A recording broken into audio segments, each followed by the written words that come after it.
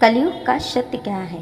महाभारत काल में पांचों पांडवों के मन में कलयुग के बारे में जानने की जिज्ञासा थी। उन्होंने श्री कृष्ण से एक बार पूछा कि कलयुग में मनुष्य कैसा होगा, लोगों के विचार कैसे होंगे और मोक्ष प्राप्ति के कैसे होगी।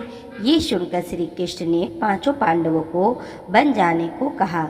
साथ ही ये भी कहा कि तुम जो भी वहाँ हो उसे देखो और उसे मेरे पास आकर विस्तार में बताना।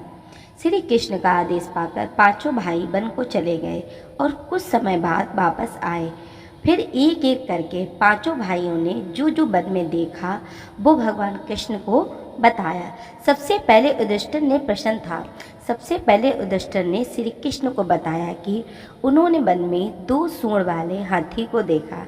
तब कृष्ण ने कहा कि कलयुग में ऐसे लोग राज करेंगे जो बोलेंगे कुछ और करेंगे कुछ और। ये दोनों लोग ही दोनों ओर से शोषण करेंगे। भीम के प्रश्न, अब बात था भीम का प्रश्न। उसके बाद भीम ने बताया कि उसने वन में देखा कि एक गाय अपने बच्चों को इतना चाट रही थी कि उस बच्चे को खून निकलने लगा।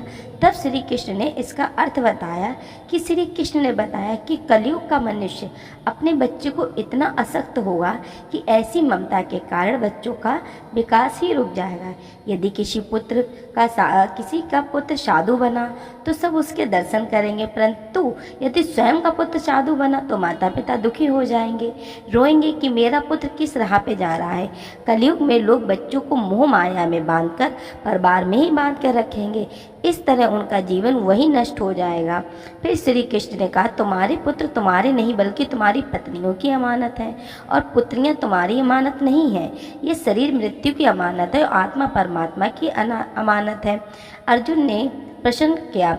इस तरह भीमसेन के बाद अर्जुन ने बताया कि उन्होंने एक पंछी को देखा जिसके पंख पर वेद की ऋचाई लिखी हुई थी, परंतु वो एक मनुष्य का मांस खा रहा था। यह देखकर वे हैरान हो गया। तब श्री कृष्ण ने बताया कि कलयुग में ऐसे लोग होंगे जिन्हें विद्वान कहा जाएगा, किंतु उनकी मंशा यही होगी कि किसकी जल्दी मृत्यु हो जिससे उसे संपत्ति को अपना लिया जाए। व्यक्ति का ओहदा चाहे कितना भी बड़ा क्यों ना हो, किंतु उसकी दृष्टि दूसरों की संपत्ति पर ही रहेगी। ऐसे लोग बहुत होंगे जो दुनिया में धन को छीनने को आतुर होंगे। वास्तविक संत तो कोई नहीं होगा। नकुल के प्रश्न पूछा। अर्जुन के बाद फिर नकुल ने वही प्रश्न किया।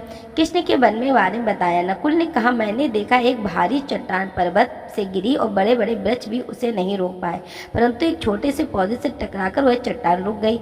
तो इसका अर्थ क्या है? तो श्री कृष्ण ने कहा, कलयुग में मनुष्य की बुद्धि क्षीण होगी, उसका जीवन पतन होगा। इस पतन को धन सत्ता वृक्ष रोकने से सक्षम नहीं होंगे, किंतु हरि नाम रूपी एक छोटे से पौधे को मनुष्य अगर उसको जपेगा तो उसे पतित होने से रुक जाएगा। अब प्रश्न था सहदेव का।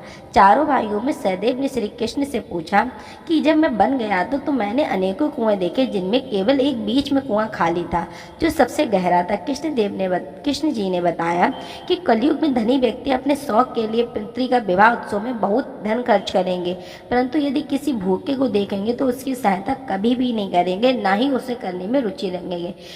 अपनी इंद्रियों को वश में नहीं करना आएगा, मदिरा पिएंगे, लोगों का शोषण करेंगे, बल्कि कभी भी परमात्मा की तरफ ध्यान नहीं देंगे। तो ये दोस्तों मैंने कुछ बताया